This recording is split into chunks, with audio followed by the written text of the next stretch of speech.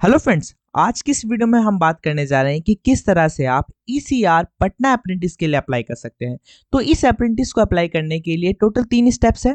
पहला, आपको रजिस्ट्रेशन करना है। दूसरा, यहाँ पे आपको अपना एप्लीकेशन फॉर्म फिल करना है। तीसरा, फी पेमेंट करना है। तो रजिस्ट्रेशन करते समय यहाँ पे आपको अपनी contact information, personal information fill करनी है।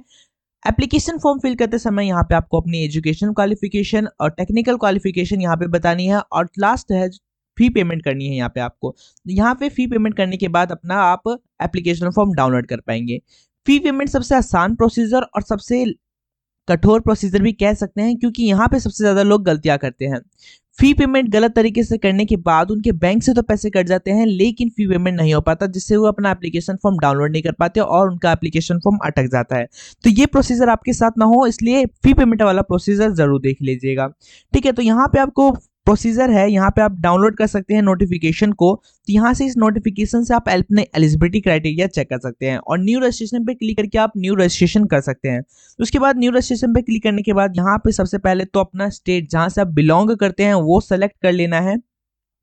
उसके बाद यहाँ पे नेम ऑफ कैंडिडेट आपको बताना है अपना। उसके बाद यहाँ पे आपको ध्यान रखना है कि मैट्रिकुलेशन में जो हो वही आपको बतानी है। उसके बाद यहाँ से आपको बताना है कि कहाँ से आपने टेक्निकल क्वालिफिकेशन करी है।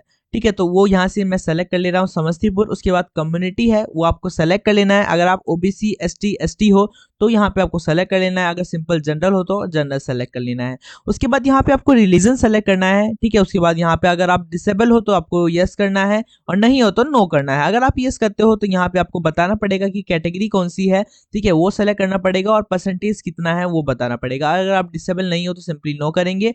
उसके बाद एक्स सर्विसमैन के लिए ऑप्शन है। अगर आप एक्स सर्विसमैन हो तो यस करिए, नहीं हो तो नो करिए। अगर आप यस करते हो तो यहाँ पे आपको बताना पड़ेगा कि किस टाइप के एक्स सर्विसमैन हो, वो यहाँ से सेलेक्ट कर देना है आपको। अगर आप एक्स सर्विसमैन हो तो सेलेक्ट करना है, और अगर नहीं हो, अगर हो तो यहाँ पे सबसे पहले तो ईयर सेलेक्ट कर लेना है कि कब तक आपने मिलिट्री में ट्रेनिंग की, और नहीं हो तो सिंपली नो कर देना है। उसके बाद यहाँ पे आपको अपनी डेट ऑफ बर्थ फिल करनी है। तो यहाँ से आपको डेट, यहाँ से आपको मंथ सेलेक्ट कर लेना है और यहाँ से आपको ईयर सेलेक्ट कर लेना है। ठीक है, तो यहाँ पे आपने ईयर सेलेक्ट कर ली। आपकी एज 30 से ज्यादा नहीं होनी चाहिए इस एप्लीकेशन को अप्लाई करते समय, ध्यान रखिएगा। मोबाइल नंबर यहाँ पे आपको फिलअप करना है। ठीक है, और ईमेल आईडी यहाँ पे आपको फिलअप करनी है। इसी पे आपका मेन नोटिफिकेशन वगैरह आएगा, तो यहाँ पे आपको ईमेल आईडी फिल कर लेना है। ठीक है, और ईमेल आईडी फिल करने के बाद यहाँ पे आपको रजिस्टर नाउ पे क्लिक करना है।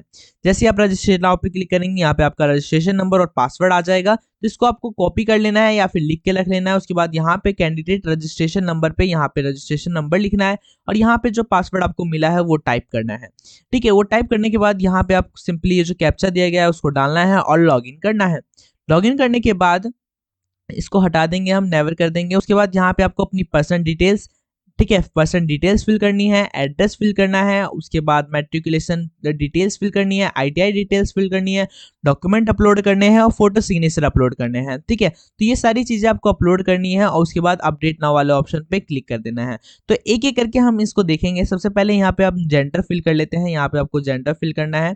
उसके बाद यहाँ पे आपको अपना आधार नंबर देना है। ठीक है, उसके बाद यहाँ पे आपको फादर नेम देना है, आपके पिताजी का जो नाम है वो लिखना है। उसके बाद नेशनलिटी सेलेक्ट कर लेनी है। उसके बाद यहाँ पे आइडेंटिफिकेशन मार्क देना है, और यहाँ पे कोई मार्क है तो सिंपली लिख सकते हैं, नहीं है तो नो मार्क आपको लिख देना है। ठीक है, उसके बाद यहाँ पे आपको अपना एड्रेस फिल करना है। यहाँ पे परमानेंट एड्रेस फिल करना है, जहाँ पे अपना हाउस नंबर वगैरह बता सकते हैं। यहाँ पे स्टेट, यहाँ पे डिस्ट्रिक्ट और यहाँ पे पिन कोड आपको लिखना है। उसके बाद यहाँ पे अगर परमानेंट एड्रेस कोरेस्पोंडेंस एड्रेस दोनों सेम है तो इस पर क्लिक करना है और यहाँ पे आपको एड्रेस फिल करना है, और नहीं अलग है तो एड्रेस फिल करना है, डिस्ट्रिक्ट लिखना है, पिन कोड लिखना है, स्टेट भर देना है। उसके बाद यहाँ पे आपको 10th की डिटेल्स देनी है कि किस ईयर में आपने 10th पास किया वो बताना है आपको। ठीक है, और यहाँ से सेलेक्ट कर लेंगे ईयर, और किस बोर्ड से आपने पास किया वो बताना है। ठीक है, यहाँ पे मार्क्स ही रहने देंगे और यहाँ पे टोटल मार्क्स लिख देंगे, और जितने आपके आए वो लिख देंगे। यहाँ पे परसेंटेज कैलकुलेट हो जाएगा। मार्कशीट नंबर आप लिख सकते हैं, यहाँ पे लिखना है आपको, और यहाँ पे आपको चूज फाइल करना है और यहाँ पे आपको सेलेक्ट कर देना है। ठीक है, 10th की सर्टिफिकेट। उसके बाद यहाँ पे आपको आईटीआई का सर्टिफिकेट अपलोड करना है, तो उसकी डिटेल्स देनी है। तो यहाँ पे आपका डिवीजन समस्तीपुर है तो यहाँ पे समस्तीपुर सेलेक्ट कर देना है। ट्रेड सेलेक्ट कर लेना है, किस ईयर में पास हुए वो बताना है आपको। उसके बाद टोटल मार्क्स बताने हैं कितने आए थे, और मार्क्स कितने आए आपके वो परसेंटेज कैलकुलेट हो जाएगा। नेम ऑफ इंस्टीट्यूट आपको बताना है यहाँ पे। उससे पहले यहाँ पे आपको मार्कशीट अपलोड कर देनी है जिसका साइज आपको बताया गया है। ठीक है, यहाँ पे इंस्टीट्यूट का नाम और नेशनल ट्रेड सर्टिफिकेट नंबर बता देना है और किस अथॉरिटी ने किया था, एनसीवीटी ने किया, जिसने भी किया आप उससे बता देना है। उसके बाद यहाँ पे चूज फाइल कर लेना है, यहाँ पे आपका अपलोड हो जाएगा सर्टिफिकेट। उसके बाद यहाँ पे आपको क्या करना है, चूज फाइल करना है, आपको फोटोग्राफ अपलोड करना है जिसका साइज 20 से 70 केबी है, ध्यान रखिएगा जेपीजी ओनली होना चाहिए। सिग्नेचर अपलोड करना है जिसका साइज 10 से 30 केबी है, जेपीजी फॉर्मेट में होना चाहिए। और लेफ्ट थंब इंप्रेशन आपको अपलोड करना है जिसका साइज 10 से 30 केबी है। उसके बाद यहाँ पे डिक्लेरेशन पे क्लिक कर देना है, आपने डिक्लेरेशन पढ़ लिया और अपडेट नाउ का ऑप्शन है, इस पे आपको क्लिक करना है। सारी चीजें फिल करने के बाद जैसे आप अपडेट नाउ पे क्लिक करेंगे आपके पास पेमेंट का ऑप्शन आ जाएगा। ठीक है, तो यहाँ पे हम थोड़ा सा वेट कर लेते हैं। अब यहाँ पे देखिए आपकी ईमेल आईडी, फोन नंबर और पेमेंट अमाउंट आ गया है, तो यहाँ पे आपको पे करना है। पे नाउ पे क्लिक करेंगे, थोड़ा सा टाइम लेगा, फिर यहाँ पे ऑप्शन आ जाएगा। तो यहाँ पे आप भारत क्यूआर से पेमेंट कर सकते हैं, यूपीआई से कर सकते हैं, net banking, debit card, credit card से पेमेंट कर सकते हैं। मैं सिंपली डेबिट कार्ड यूज करूंगा। डेबिट कार्ड काफी सिंपल होता है। यहाँ पे आपको अपना पहले तो कार्ड नंबर देना है, कार्ड होल्डर का नेम बताना है, कार्ड नंबर बताना है, एक्सपायरी मंथ और ईयर यहाँ से सेलेक्ट कर लेना है। उसके बाद यहाँ पे आपको सीवीवी बतानी है। सीवीवी बताने के बाद इस एरो पे क्लिक करना है। उसके बाद आपके फोन पे एक ओटीपी आएगा पेमेंट के रिगार्डिंग, उस ओटीपी को डालने के बाद आपका पेमेंट हो जाएगा।